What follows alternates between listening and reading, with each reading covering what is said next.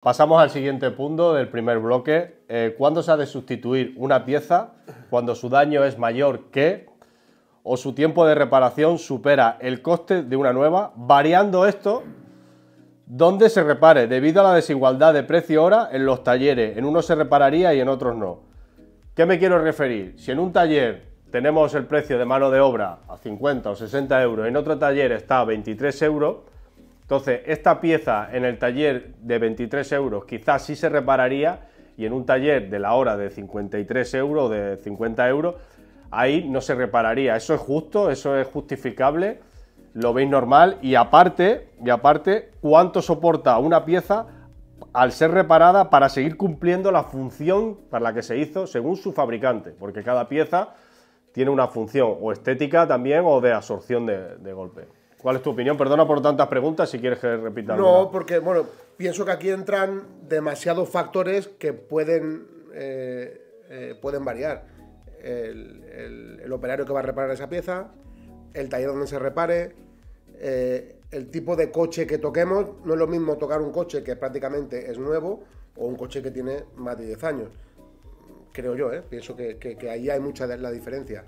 Evidentemente, si tienes que invertir 3 horas y la pieza vale menos de sus 3 horas, es lógico que lo correcto sería sustituir la pieza.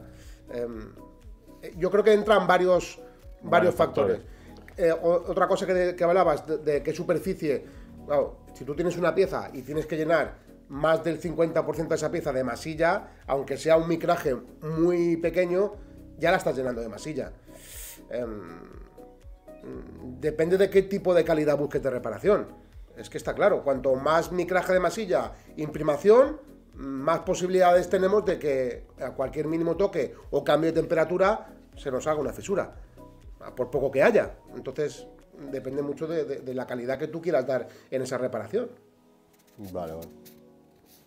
Bueno, yo pienso que depende de los estándares de calidad que queramos dar. Y el precio de mano de obra, para mí lo mismo es reparar una pieza en un sitio que tenga la mano de obra más cara que más barata, porque al fin y al cabo los estándares de calidad los tienes que dar tanto en un lado como en otro si quieres hacer una buena reparación.